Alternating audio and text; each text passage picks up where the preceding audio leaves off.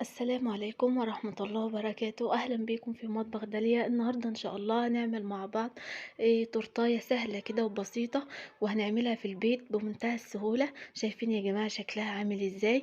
وما كلفتناش يعني حاجة. يعني انت لو بتشتري التورتاية دي من بره يعني هتجيبيها حوالي 250 300 جنيه.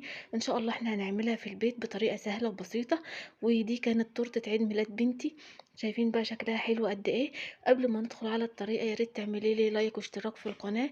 ويلا بينا نسمي الله، صلى على الرسول، ونشوف معايا ايه. اول حاجة معايا هنا 8 بيضات، معايا كوباية ونص سكر، معايا كمان كيس بيكنج باودر، معايا محسن جل معلقة كبيرة، معايا معلقة خل، معايا كمان 3 كوبايات دقيق وكيس بيكنج باودر. وحطيت كمان 3 معالق كاكاو و3 معالق نشا. قلبت بقى كل المكونات دي كلها كده مع بعض بالشكل ده. ومعايا كمان كوبايه ميه حطيتها. وهضرب بقى كل الكلام الجميل ده بقى بالمضرب بالشكل ده كده اهو يا جماعه، لحد طبعا ما القوام بتاعها بقى يتضاعف وتبقى كده قد المقدار اللي عملناه كده مرتين 3 بالشكل ده. شايفين بقى علت معانا وبقت عامله ازاي؟ كأنها كريم شانتيه بالظبط. بعد كده جبت الصينية بتاعتي وبطنتها بورق زبدة، وبعد كده بقى هنزل بالخليط بتاعي وهبدأ اسويه بقى في الصينية كويس. وطبعا الفرن بيكون شغال.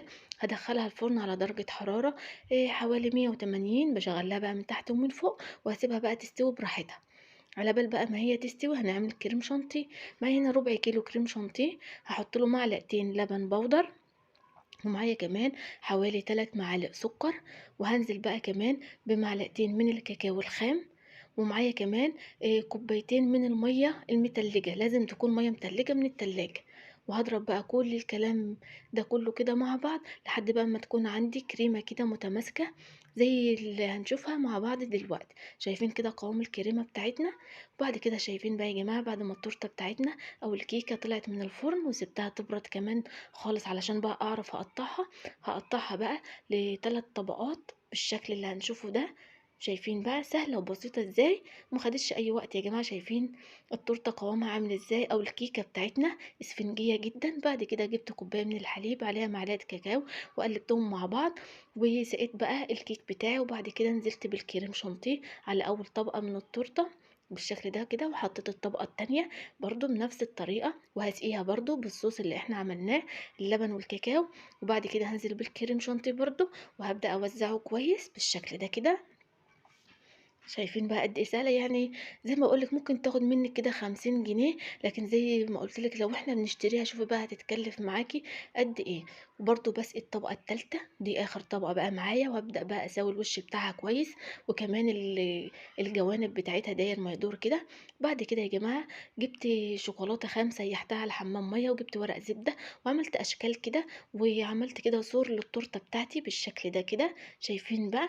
وبعد كده جبت كمان الكريم شانتيه. هبدأ بقى اعمل كده يعني ايه فواصل كده للتورته بالشكل ده كده، بقسمها يعني بالكريم شانتيه. وطبعا بقى التزيين ده حاجه ترجع لك زي ما انت بتحبيه. بعد كده عملت هنا سيحت برضو كاكاو خام على حمام ميه. وبعد كده حطيت كده في في الحروف بتاعتي كلها. وعندي هنا صوابع فلوس، عندي كريسبي شوكولاته، عندي كمان ممكن هوز برضو قطعته بالشكل ده كده، عندي بسكوت قطعته، عندي برضو كريسبي ذهبي بالشكل ده كده. يعني يا جماعة التزيين ده زي ما تحبيه. ممكن تسيبيها سادة بالشكل ده وتكتفي كده بوردات كريم شانتيه على الوش وخلاص، يعني زي ما تحبي. وبعد كده جبت كمان مارشميلو قطعته كده وحطيته. شايفين بقى شكل التورته بتاعتنا الشكل النهائي؟ كانت حلوه جدا وبسيطه وما خدتش مننا اي وقت. يعني الكريسبيات دي يا جماعه بجيب ب5 جنيه. الكيك برضو جبت كام واحده كيكه كده، والاصابع دي جبت ب10 جنيه. وزينت التورته زي ما انت شايفاها كده. شايفين بقى شكلها حلو وجميل ازاي؟ ولو عجبك الوصفة بتاعتي ياريت تعملي لي لايك واشتراك في القناة. اشوفكم على خير يا رب الفيديو اللي جاي، والسلام عليكم ورحمة الله وبركاته.